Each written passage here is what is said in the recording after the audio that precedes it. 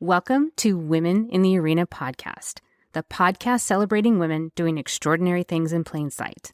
I'm your host, Audra Egan, and our mission is to elevate the value, strength, and resilience each woman brings to the world. Without further delay, let's go ahead and start the show.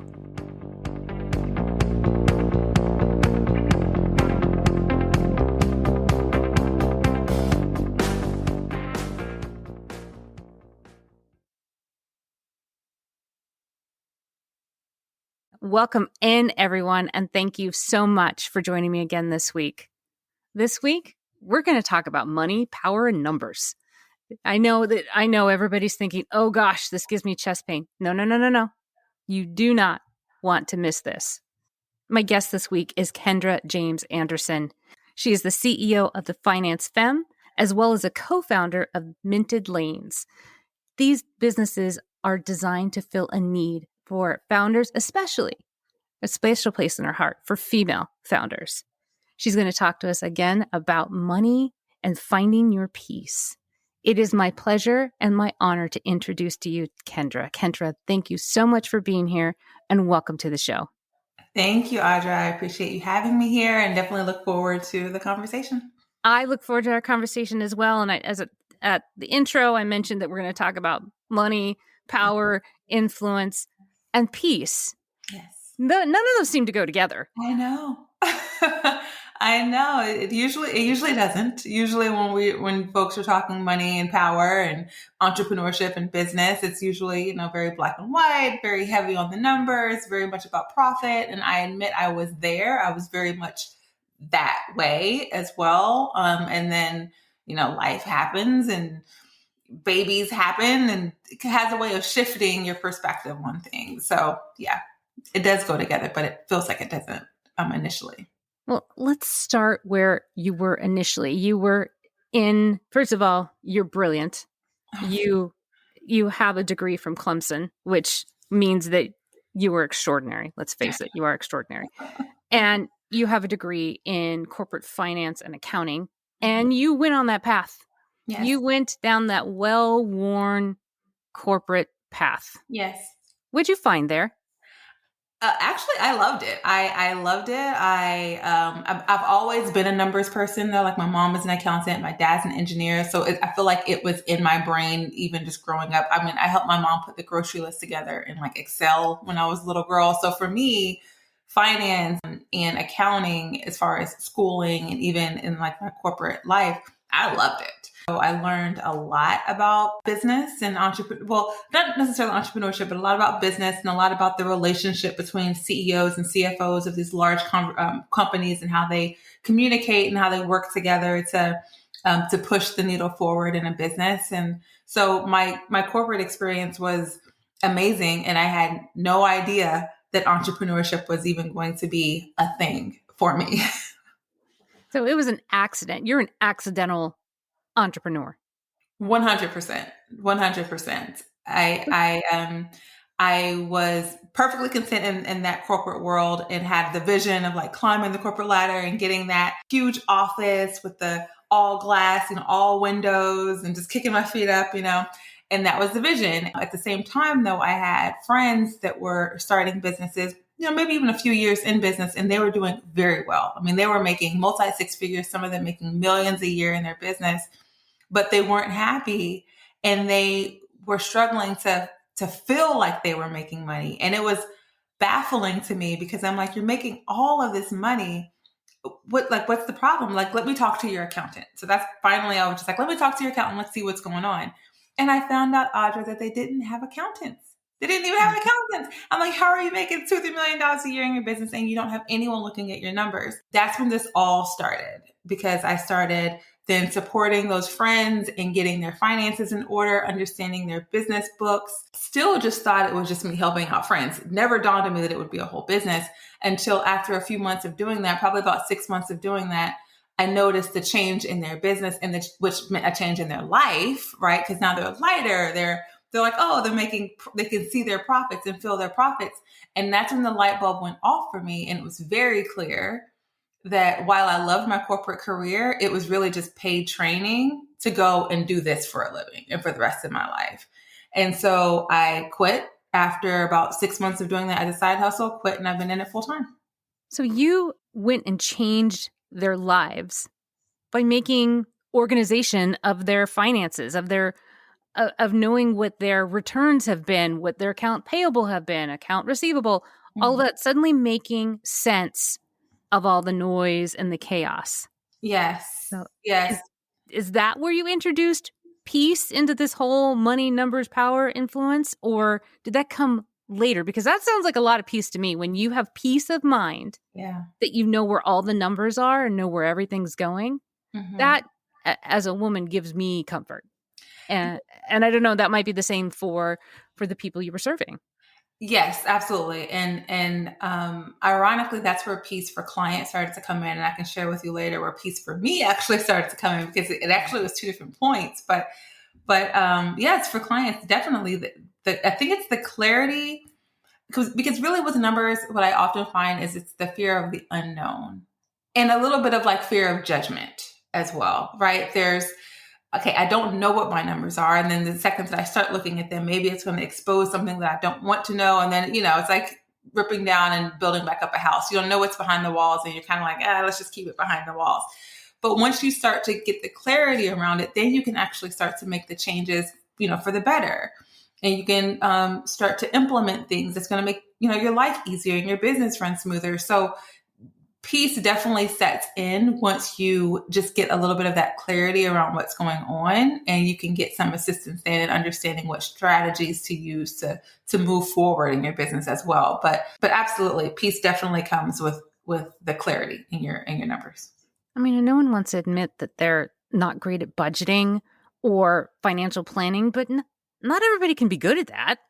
Well, and also in business, it's just different. Like you can be amazing at managing your household, or not, honestly. Maybe you're not even amazing at managing budgeting in your household. It's also just not something that everyone thrives in. I can't paint or draw to save my life, but there are people out there who are so artistic and can see the vision and can make it come to fruition.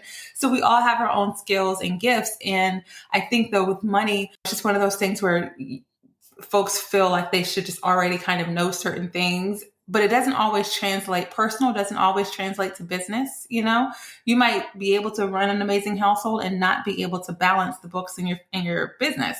Perfectly normal. We don't learn this stuff in school. And even if you go to business school and you take some finance and accounting classes, it's not practical, real experience. So, definitely don't feel shame for it. A lot easier said than done, I understand, but try not to feel that shame over it. So when you started stepping in and you started building your own business, what did you see were the results that were unexpected for you?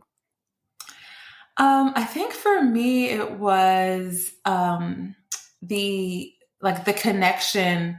I got to have connection with the actual business women, like with the owners, in a deeper way than I had initially anticipated. Because at least for me, when I was in corporate, it was very just kind of transactional. Like, we're running a campaign, we want to see the numbers, see how it worked, do a little postmortem on the project to improve it for the next time around. It's very, we're going through the process, emotionless. But when you are working with someone in their business, your business is your livelihood. Like, it is. If it's doing really, really well, you're likely doing, a little happier in the mornings when you wake up. If it's, if you're struggling to pay your team and to cut payroll, you might have some sleepless nights. And so I think when I started working with business owners and seeing that change in their business and that change in them, it changed me, because I saw that there's like this really emotional and personal relationship that develops when you're advising folks when it comes to their money and their businesses. And I was not expecting that. But I'm thrilled. Like, now, years later, I'm thrilled. And some of my clients are actually some of my closest friends.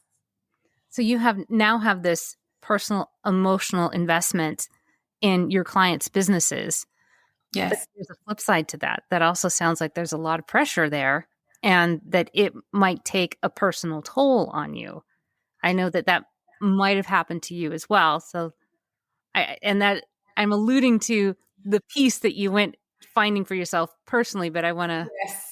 I want us to not just there. Oh, for sure. Because so you do get really invested into your clients' businesses, and um, and sometimes you you get so caught up into the work and what you're doing that you forget for yourself what you need. And so yes, exactly. About 3 years ago, I had my son, first child, and it just so happened to be in 2020 during the height of the pandemic, and so we here I am, new mom, still carrying on calls with clients. I told myself I was going to have like a quote unquote maternity leave, but I'm still like taking client calls. I'm nursing my son while bouncing on a yoga ball and carrying out client calls. And it was a struggle. And that's when I realized over that time period that this no longer works. Like I still want to be able to do what I'm doing, serve how I'm serving and who I'm serving, but there has to be a shift. And that is when the tipping point happened for me, where prior to that, I was about profits and ensuring that there's enough profit and margin to be able to sustain and scale a business.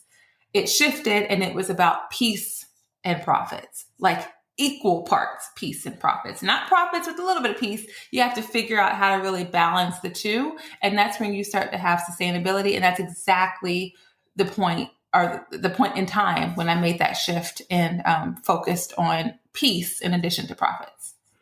Okay, so this sounds unique because that is not, certainly peace and profits are never taught in business school. It's not even discussed in many corporations. And you're doing just fine by making peace one of your number one priorities. Absolutely. How did you get there? It's really a matter of once you kind of draw the line in the sand and decide that this is what it is, there's really no looking back, honestly, because once you get a little taste of being able to have both, you it's very hard to become unbalanced, because the second that you start to get out of balance, you feel it very quickly and you can course correct. So, it's the having a consulting call with a prospect that is not the right fit. You can very easily say, this is not going to be a good fit. I can, maybe suggest you to someone else. Whereas beforehand, I would not have been able to do that, or I would have struggled to do that. I would have said, but this is really a smart thing to do in business. But once you see the benefits of it, and for me, that is being able to pick up my son whenever I want to, being able to just walk out of the office, my home office, and go take a nap if I feel like I need to go take a nap because I'm just drained for that day. Once you reap those benefits, it's very, very hard to turn around and go backwards. But you first have to, if it's what you want, you first have to allow that for yourself so that you can feel it. What I'm hearing is making yourself a priority, which is contrary to what we've been taught. Yeah. But what I'm hearing is make yourself and what you need a priority, so then you can show up more equipped in everything else you do. Absolutely. And it's far more sustainable that way, right? Because you wake up, every day I don't wake up to rainbows and unicorns and glitter, right? Like I said, I have a 3-year-old. Some days I'm waking up at 4 a.m. and it's not my choice for my day, but it is what it is. But I'm able to stomach and take those blows a lot easier, because I have been able to intentionally build a day and a work week and a life that keeps peace and profits at the forefront and not one over the other. And so yes, it is keeping your priorities at the forefront. It's being aware of what your priorities are. You're going to have your foundational things that are not likely to change very often, right? You might have some things that are more seasonal that might shift a little bit here or there, but your foundational things are not going to change that often. And you want to check in with yourself to really make sure that you're aware of what those things are. You said something a little while ago that I'm sure that some small businesses was like shaking, going, no, I don't know that I have the luxury of doing that. And you mentioned that you were being very particular about the clients that you take on, the ones that that are going to rob you of your peace. Mm-hmm. How did you get brave enough to do that you knew that there was, a small business, yeah, every client counts, every single client counts. but you had the strength of self and the priority of making yourself first in that relationship and recognizing when a potential client is not good for you. How did you get there? So, Audra, let me share with you something that I have never actually shared before. And it was the actual moment when I really made this shift was I'm always referencing like the bouncing on the ball and nursing Carter and carrying out a client meeting. Well, there was one particular time when I was doing just that. And a then client of mine who had at the time two children under 5, longtime client, my second highest revenue per month client that I had. So big client of ours. And I'm on the meeting with her and he just starts getting a little bit fussy. And so I was like, let me just put you on mute for like a few minutes. I'm going to go lay him down. I'll be back. And I did just that. And I came back to her chewing me out about taking time away from our call to handle my son when we had this important meeting that's going on. It was a weekly meeting that we had. And I knew in that very moment that this relationship instantly has to end, that this is not the type of support that I need to be able to also support her. This is just not a good fit.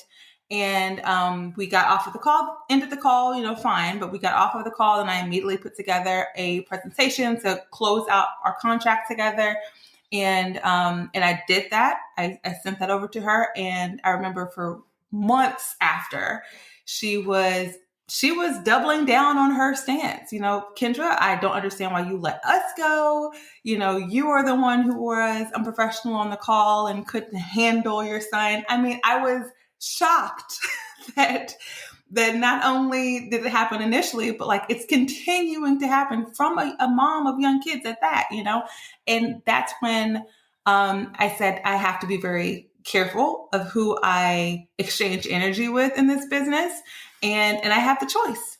And then very shortly after that happened, I got a prospect who I actually ended up closing and converting into a client, more money, a fraction of the stress and work.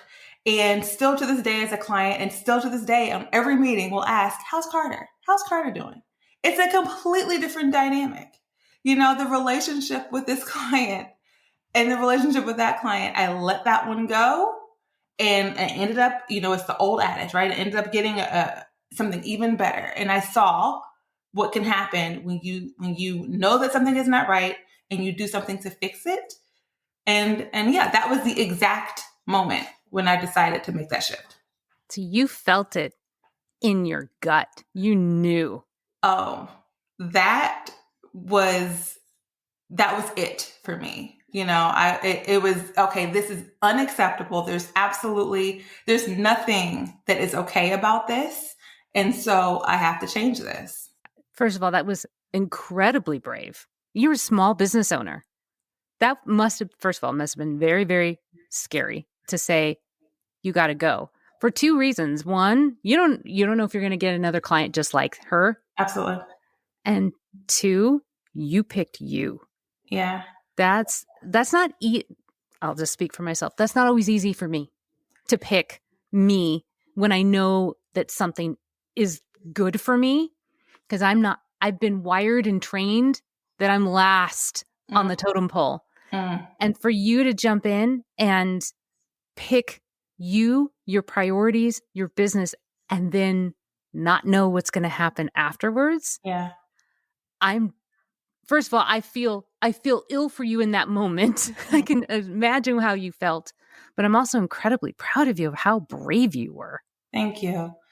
Yeah, it was difficult, but you know what? It was, I don't know, it's hard to explain. It was difficult, but yet it was easy at the same time. And I'm not sure if it was also just like the post baby hormones where I was just like, oh no, this is not happening. And it was just, I wasn't thinking super clearly either maybe at the time, but no, I felt so much lighter as well. And sometimes even if your revenue is feeling a little bit lighter, if the stress and the weight on you is also feeling lighter, sometimes it's worth it. sometimes it's worth it. A temporary dip in your revenue for a permanent dip in your stress levels is going to be worth it. The revenue will pick back up.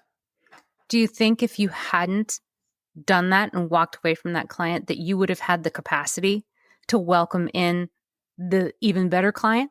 Absolutely not. Absolutely not. Absolutely not. And there you go. There you go. Like that's a lesson for you right there. I definitely would not have had the capacity. I don't even know if I would have, opened up the books to even take consultations at that time had I not let them go. I mean, they were second highest revenue, but they were probably the highest as far as energy expended by the team. And so, yeah, it was unfortunate, but it happened for a reason. That exact interaction happened for a reason, and the business would not be where it is right now if that hadn't happened. That sounds like a blueprint for life, not just business. Absolutely. And you actually practice that and help other women do just that, is to find the balance and find the peace and find that happy medium. So what is it that you do? Because when you and I first met, you said that your top priority is for yourself and teaching others how to find that balance and how to find peace. Mm-hmm. How do you do that? I mean, we're slow learners. I cannot even sugarcoat that. We are slow learners because I don't think that we have all realized that we deserve that. Mm-hmm. But I'm all ears to hear how to learn to find that balance of peace. Yeah. I mean, it really starts with figuring out what do you really want? Like what do you really, really want? What does your ideal day look like? What does your ideal week, month, and year look like? And that for me was a big exercise for me to even do initially, because I never thought about what do you mean what's ideal for me? Like I'm kind of just going through the motions. I can like create my day, So just figuring out what is ideal for you. What do you want it to look like? For some people, they're in the season of wanting to scale and they're fine with working 50-hour work weeks as long as they get to a specific goal and they can, maybe bring on that next team member or whatever it is. For others, it might be working 2 days a week and gardening the other, 3 to 5 days. So it's really getting clear on what you want your day to look like and what your foundational, things are that you're wanting to accomplish. And then with that, it's okay, well, how do we support that? Like, how do we actually make that happen? And with business, you really, yes, you have to look into your profit and loss statement and your balance sheet and your actual financials. But a lot of times it's more operational. Financial statements are an afterthought. It's what has already occurred. It's what money have you already made and have already spent. The big way to figure out how to get to where you're wanting to go is really more on the finance side. It's more about the projections, right? So you think about, the first step is thinking about what you want your day to look like. Be very clear on that. Then the second thing to consider is how do we get there? What are the things I can do within business to help me actually accomplish that? And so as an example, for someone who wants to spend a lot of time with their family and not traveling on the road all the time and doing all of that, you probably don't want to be the next world-class speaker that drops a book this year that has to go on a book tour, a 20-city book tour. You want to align what you're doing with what you're actually wanting out of life. And I think a lot of times we assume the next thing that we're supposed to do, but we don't check in with ourselves to see, is this really in alignment with where I am right now and what I'm wanting to get out of my life?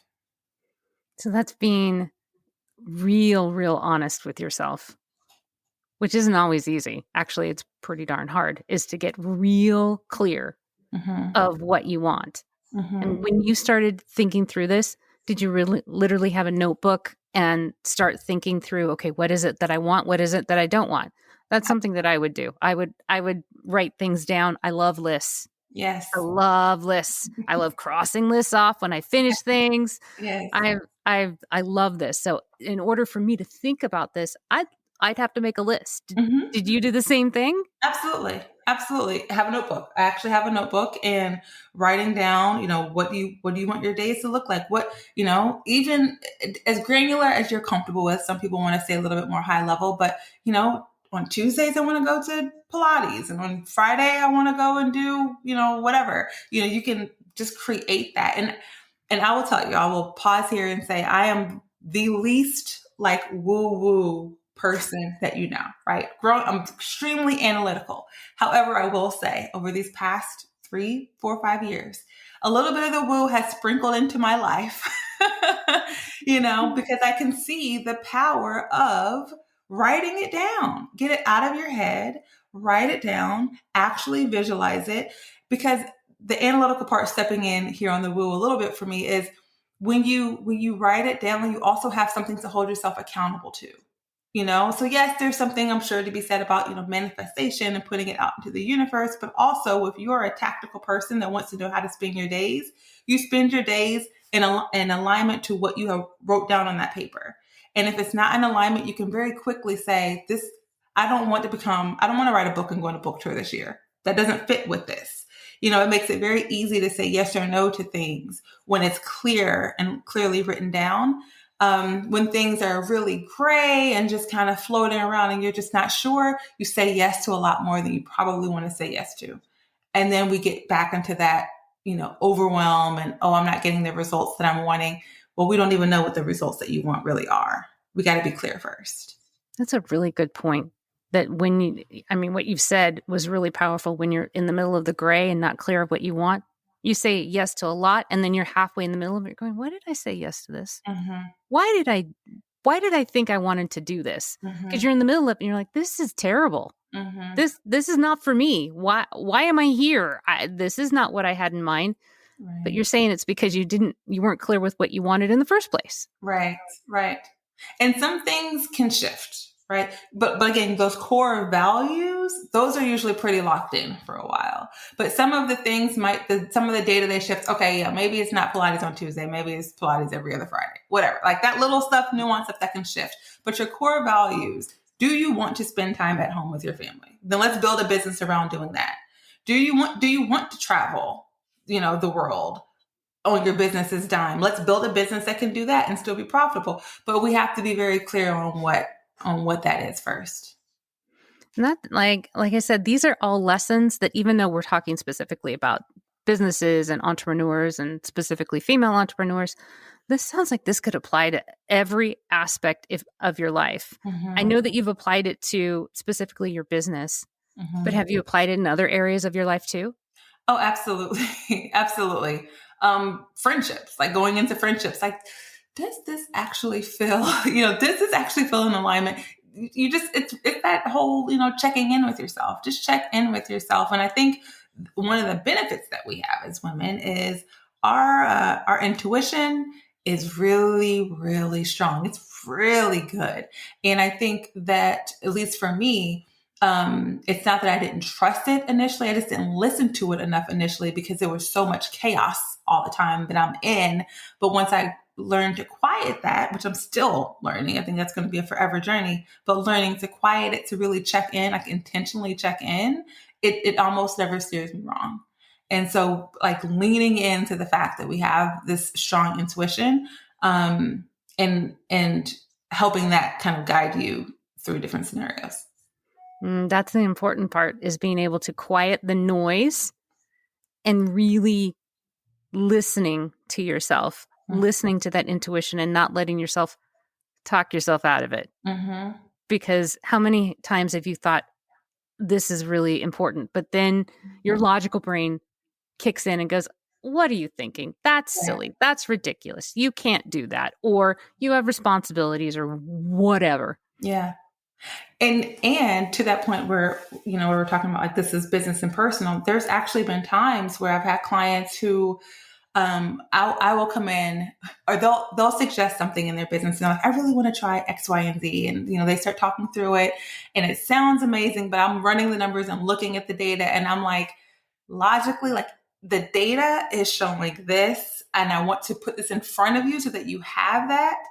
Process this data, like think about it, really sit with it and think about it, but then still come back to me and tell me what your gut is feeling. And that's where we'll go. And we'll just track to it and see how it's going, but we'll still go with your gut. So there's the intuition and there's the gut. And then there's like the numbers.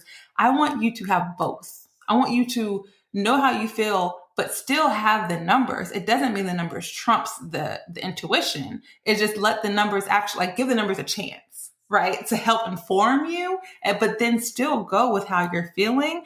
And most of the time, if a client comes to me and they're feeling a certain way about something and I give them the data, if they decide to still move forward with it, most of the time it actually does work out. Sure, we might have to tweak some things along the way because we're still looking at the data to help us guide. But if they have that gut instinct about their product and their industry, go with it, but just let the data support you. It doesn't have to trump it doesn't have to trump you.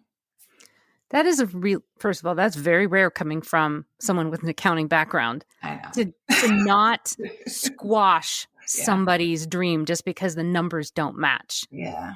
I think that might be your superpower. Well, thank you. Thank you. I think it comes from my, like why I'm supporting women and, because I know that we have this intuition. I know that we have this ability. We can do anything. Like we literally can do anything. We hold our families together, our relationships together, our children together. We bear our children. Like we can do anything. So we can absolutely run and crush a business. Hands down. We just need the support. We need the data. That's all. And so I'm not here from an accountant or finance perspective to tell you how to scale your business. I'm here to support you in what you're already wanting to do. Let me just give you some of the data and metrics to help guide you, to help guide where you're wanting to go. But the numbers should not trump how you're actually feeling about some type of a launch or, the next hire. How many of us have ever been involved in hiring someone or maybe being that hire where the resume might look a certain kind of way, but you just don't quite have the feeling that it's a good fit? Or maybe the inverse. Maybe the resume is not that great, but you really love the candidate. Like you want to lean on your intuition as well. The numbers are great, but you do want to lean on your intuition. Like I said, that's a superpower because that is literally being somebody's partner and going, yeah, you can do this. Mm-hmm. You can totally do this. And go for it. I mean, there's statistically speaking, since the pandemic, more small businesses has been launched by women. Yeah. At an extraordinary rate. Mm-hmm. And a lot of them are doing quite well. Mm-hmm. What do you think's behind that? I think that we got stuck in our homes and, we had time to be home and either, maybe we were still working our full-time job or maybe we, got furloughed or all sorts of different scenarios, but we were home and we had the ability while being home to get some of these creative ideas out and say, you know what, why not just try it? Why not just see? Let me just see. And I think that served a lot of us well because we had the time. Now, of course, we also, for some of us, had our kids at home with us too, which was like chaos. But we were still able to, because we're women, and we could do anything, we're able to still get it together. And it's almost like, the situation where we were like an experiment, right? Like we were trapped in our homes, unable to really go out and do other things, which limited some of the external stimuli around us. And now we could focus in our energy in our home offices or in our homes doing whatever we wanted to do. And so I think that helped a lot of women have that time and ability to get things started, And also it didn't hurt that folks were used to doing things on Zoom now, and they were used to doing things virtually now. And okay, if I have to order something, I'm going to order it online now. So it almost set the stage for a very internet or online based kind of business. And that's how a lot of the businesses got started. I mean, after all, women are creators. We are literally born to create in every aspect. Yeah, exactly. So there's a lot of women listening. I have a lot of audience members that are like, I really would love to start this business, but I am terrified. What if it doesn't work? What if it doesn't do this? What if it doesn't do that? Mm-hmm. What would you say to them? Yeah, so I get it. Your feeling is valid, and you can still do it. And if it fails, fails is definitely like in quotation marks because any failure, and I'm sure we've all heard this, any failure is actually a lesson. You're learning something. And it's hard to, I'm sure it's hard to really believe that before you actually do it. But the second that you actually fail, you realize, oh, there's truth there. Okay.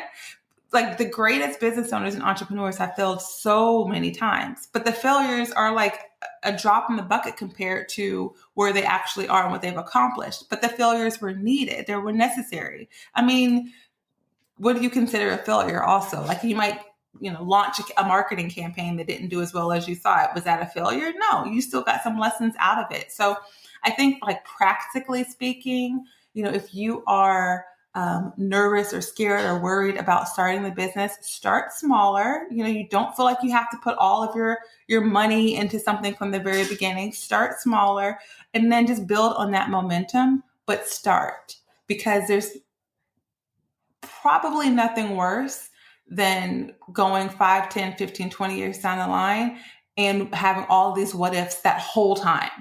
Man, I wonder if I would have just did that, or I wonder if I just started this. And then when you do it and you're like, man, I should have started this 15 years ago, and just start it. Just start it.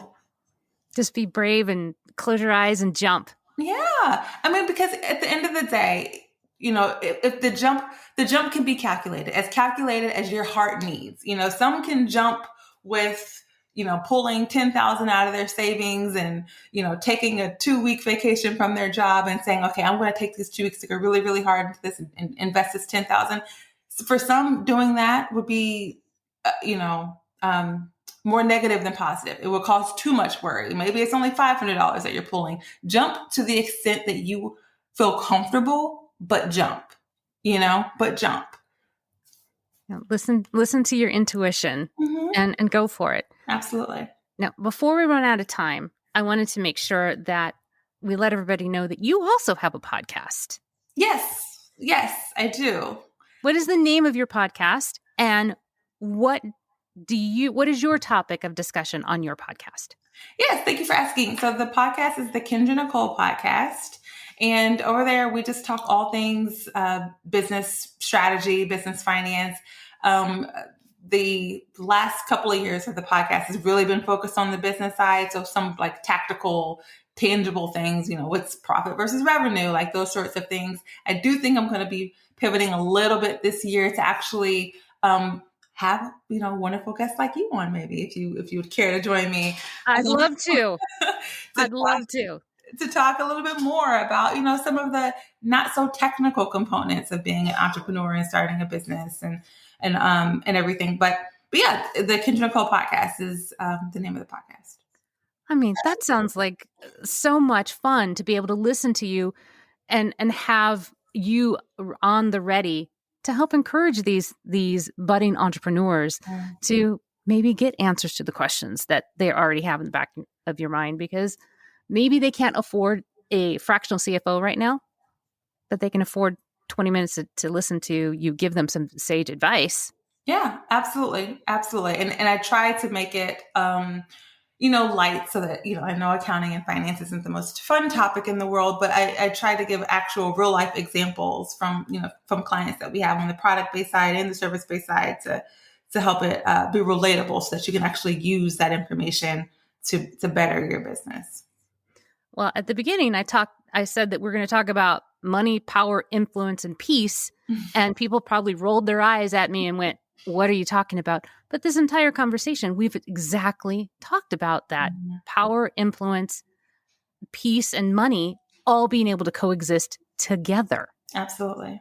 And I think that the foundation of it is trusting yourself and being really, really clear at what you want. Absolutely. Is there any other little nugget of advice that you can give us as we are on our journey of trying to marry those 4 things in the same spot? Yeah, the one thing I will just add to this from a money and kind of money management standpoint is, try to take some of the pressure off of yourself when it comes to money and money management. As far as like, I know goal setting is like a big thing, and yes, it's very important to know like how much money are you wanting to bring in and all of that. But but really just kind of focus in on what do you want to do? What do you want to offer? And then just like start there, sell it, see how it feels, tweak it, because oftentimes that first business idea that you have isn't really where you're going to settle. It's going to maybe be some version of that. So don't spend too much time, energy, effort, money in trying to build completely this perfect version of what you have in your mind before you just start. Because it's very likely that it's going to be iterative and there's going to be different versions of it. So, don't, I guess the advice is just, yes, jump and start, and don't worry too much about it being perfect, quote unquote, right? Perfect before you do it. That's very comforting to know that I don't have to have it all right. I don't even need to know everything that's going to happen. Right. Maybe just I need to know the first 2 steps. Yes. And then the rest will figure itself out. Because you can have step 1 through 100 written out perfectly, but by the time you get to step 3, step 4 through 8 has changed, which means now 9 through 100. So you just don't want to go too far down the path. Yeah. Don't wait until it's all perfect, because it'll never be perfect, ever. Exactly. Kendra, if the audience wants to reach out to you, where can they find you? The best place is the website. So just head over to thefinancefem.com, and you can get all the information there as far as our services, but then also the podcast is linked there, email, social media, it's all there. And I will make sure all of that information is in the show notes. Now, this is my favorite part of the show.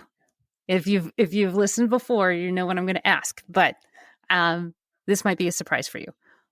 My favorite part of the show is when I get to back away from the microphone and you get a direct, intimate moment with the audience to share with them anything it is that you want to leave with them. Have it haunt them and make something meaningful in their day. So the mic is yours. Mm-hmm. Well, thank you.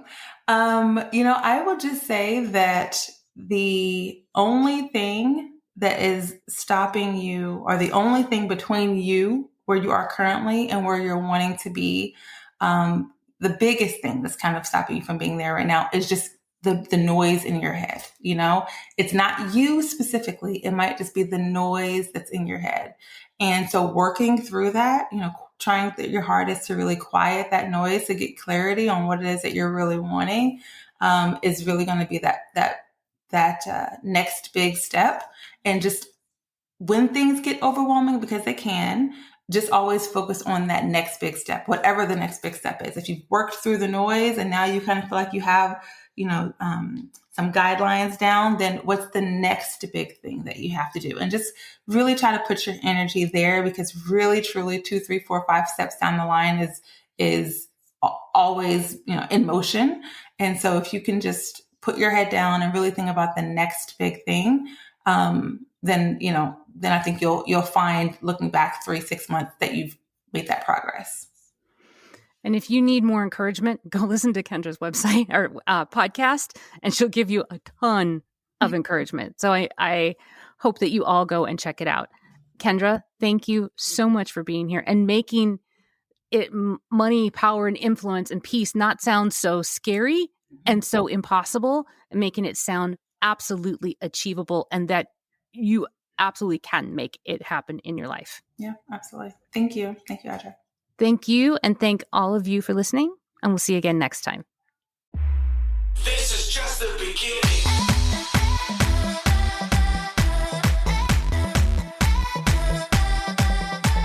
That's our show.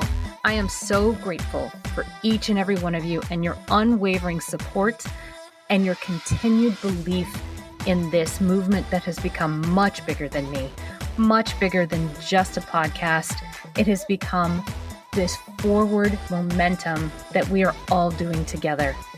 If you are ready, or you know somebody that is ready to tell your story and share your value with the world, please connect with me. You can reach me at audra@womeninthearena.net. I am so honored and thankful that you will share your story with me, and I'll make sure that it is well taken care of. I will never stop thanking each and every one of you, and I cannot wait to talk to you again next week as we share another woman's story and we celebrate her doing extraordinary things in plain sight. We'll see you next time.